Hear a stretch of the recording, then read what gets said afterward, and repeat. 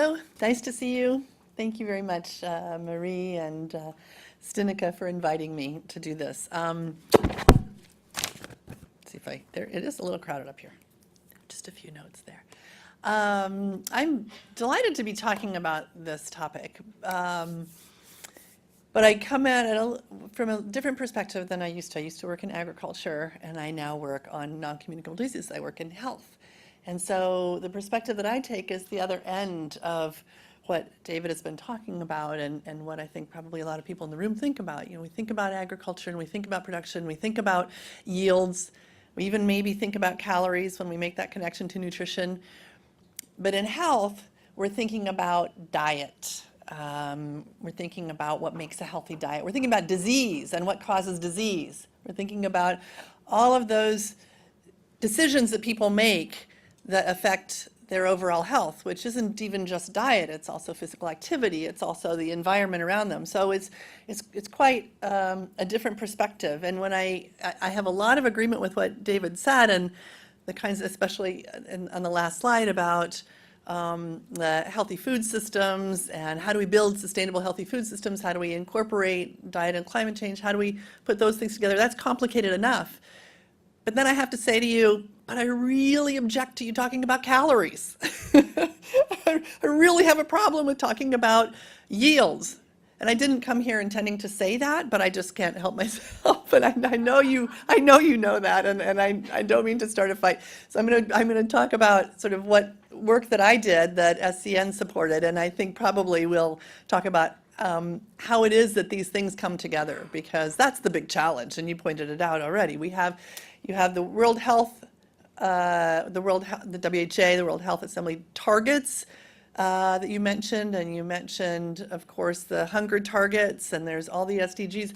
There's an awful lot of things that are sort of swirling around these issues, and I think in a way that's why it's quite difficult to get traction on them, because it feels as though it's difficult to get traction. And so I really want to thank SCN and the good discussion we had at the Committee on Food Security and other places where Stinica is bringing these issues, and just note that it is quite difficult, because in each of those areas that we're working in, you know, we have our own challenges of measurement, our own challenges of evidence, our own challenges of how to deliver a policy message and so on. And when we put them together, it becomes that much more complicated. So that's the little unrehearsed spiel that I just had to get off my chest. So the history of this work is that I was part of the International Expert Group for the Global Nutrition Report from the start of it, not any longer, but as part of the process for the GNR 2016, I was asked to put together a paper on what should be the indicators to tell us whether or not we are moving in the right direction on healthy food systems. I don't really know what a healthy food system is. Nobody really knows what a healthy food system is exactly, so we just use that term. But basically, a food system that produces the opportunity for people to have good health. And that doesn't just mean good nutrition, it means good health. So that was quite a challenge in itself, and the idea that Lauren Sadat put to us was, you know, just see if we can move the ball forward in defining what would be useful indicators. So we did that.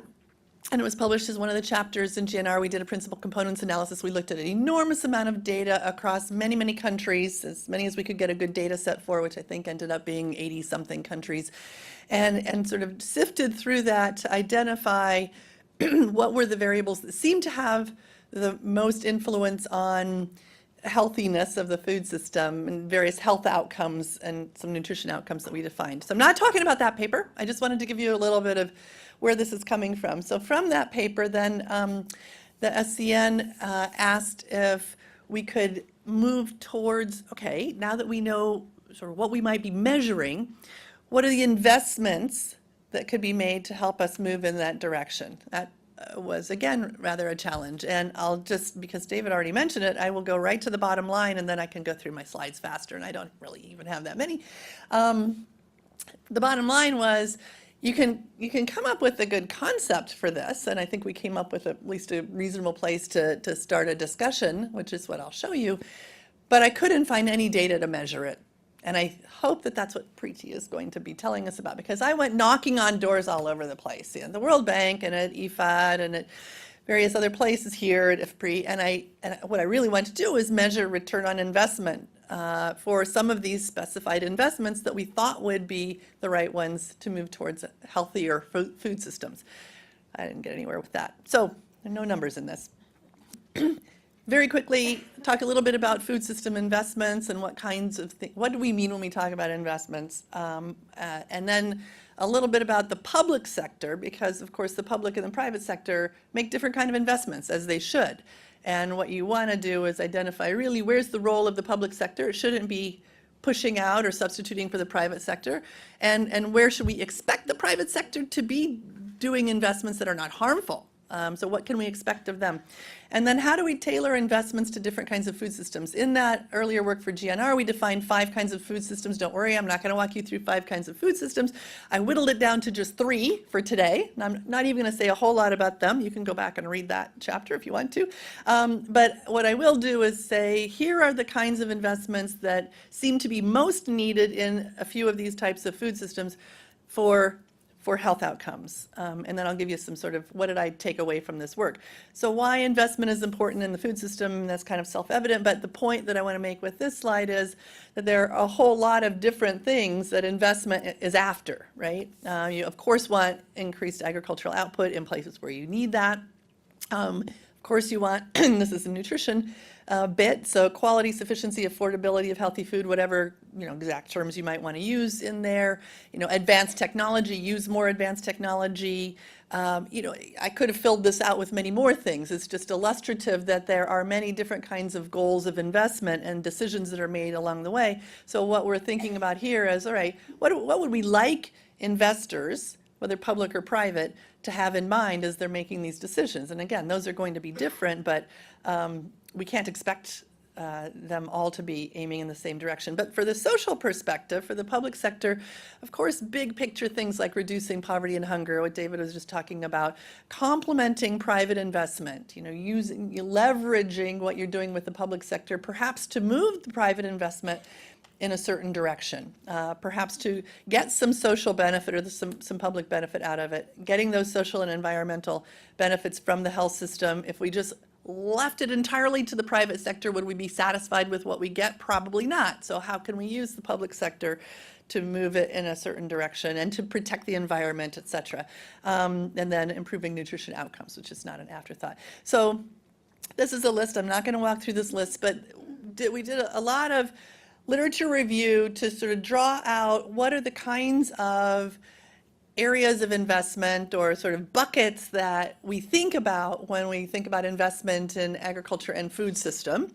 And it can be through production avenues or through consumption avenues. A reminder that, and this was an interesting discussion with SCN that I had from the start of this, a reminder that investment is not the same as consumption. Investment is going to give you a return later on. So, there are lots of things that we might do to increase people or to improve people's health, improve people's nutrition, to adjust consumption or production for immediate return. That's not the same as an investment. But there are ways, not just through production, but also through consumption, that we could consider making investments that are very directly trying to affect consumption. And again, I'm not going to walk through all of this, but I put them up there because that's what sort of fell out of the literature when we looked for healthy food system investment type things. And many of those terms, programs, interventions, what have you, will be quite familiar to you. So as I said, I whittled down the discussion to 3 main types of food systems: industrial and mixed, transitioning and emerging and rural. And I'll give you just like 1 or 2 examples of the types of investments that should be encouraged, we think, for healthy food systems of each of those. And I categorized them into value chain, ag sector, interactions with nutrition, governance and institutions, infrastructure and technologies, because there's, of course, those different types of approaches. And then the other last little bit before I go into a few examples is what I've been working on more recently is this issue of all forms of malnutrition, if you will, the double burden of malnutrition, that we really, and this is I think the main message I would want to leave you with, which is sort of new perhaps, is that we really ought to be thinking about investments not only in terms of one form of malnutrition, but we ought to be thinking about it in terms of all forms of malnutrition. Not that everything has to accomplish every outcome, but we ought to be having it in mind as another goal on a par with any other goal. So I'm not going to talk, in the interest of time, I'm not going to talk about the specific double duty. That's a term that Corinna Hawkes is using for, we're working on a Lancet series on double burden of malnutrition. So she's developing a set of proposals regarding double duty interventions, and I'm doing the economic analysis, which is the hardest thing to do. So when we talk about strengthening value chains and we look at industrial or mixed food systems, again, I haven't given you all the definitions, but take it from me. Those are sort of the higher income countries. We've got US, Germany, Bulgaria. Those are some examples of the countries that fit into this type of food system model. Healthy food systems we need to target populations with special nutritional needs, such as people living in food deserts. If you're familiar with food deserts, people can't buy healthy food, generally can't buy fresh food in those places, and those food deserts can exist in a lot of locations, and often in the middle of where there are poor populations. So there are certain value chain things we can do to deliver healthier food to those food deserts or those specific populations. Moving on quickly, emerging and rural food systems. This is going to be more lower income. Honduras, Senegal, Cameroon, Nepal are some examples. There's a much longer list. Home gardening, increasing production diversity. Those are not new ideas. I'm not putting forth new ideas about what are useful interventions to do. What I'm putting forth is that these are investments that we've identified can very clearly, with appropriate design and targeting, lead to the outcomes that we identified that will help define a healthy food system. And if you think about it more and think about how you measure it and design it, you can actually address double burden of malnutrition with many of these. Not all of them, and you wouldn't want to, but with many of them. We're not doing that yet. Governance and institutions, farmer organization contracts to deliver food to retail outlets, to deliver nutritious food, the social safety nets that David mentioned. These are, each of these, there are longer lists in the paper, different things to be done. Transitioning economies, you see here Ecuador, Brazil, Mauritius mentioned, moving from a more rural and, if you will, ag-based economy to much more urban and much less ag-based, ag GDP-based economies. So those are a lot of, quite a diverse group, but a lot of economies or ag systems that are in the middle. Just a couple more on infrastructure, improving post-harvest handling, getting more fresh food to market more affordably because you're not losing as much. Rural transport infrastructure, again, things that are on the list, but we're not measuring for the nutrition outcomes, especially for the double duty outcomes, if you will. And then I think last, transitioning economies again, and these are all defined according to what those healthy foods, what those food systems need. So they're not just sort of random. Invest in productivity enhancing and resilience enhancing crop R&D, infrastructure for aquaculture, including aquaponics. These are things that those countries with the food systems they have that they need. So key messages here. That was kind of a bit of a whirlwind. Sorry about that. Investments are at hand to support the ICN framework. Every food system has the capacity to produce healthy food. And the important point here is that we've identified ways that those food systems can do it, but the interventions have to be, and the investments have to be tailored to specific contexts. And again, we have a fair bit more discussion about what is contextual in those different types of food systems. They have a higher payoff when enabling conditions are present, and one aspect of that is having the public sector investment, really be clever about how you leverage private sector investment, and when interventions reinforce each other. Public sector, as I was just saying, has primary responsibility for delivering public goods and social values. We should be aligned. One example that Marie mentioned briefly, I think, or maybe Stinica did, is about public sector subsidies.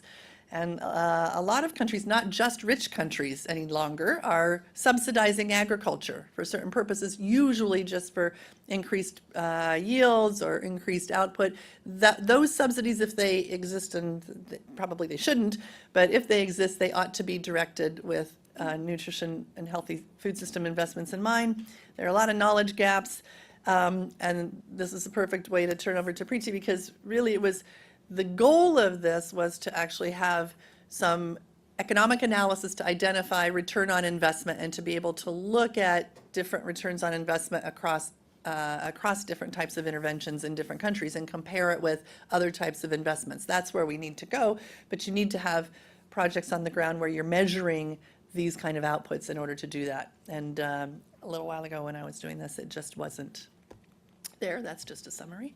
So thank you very much.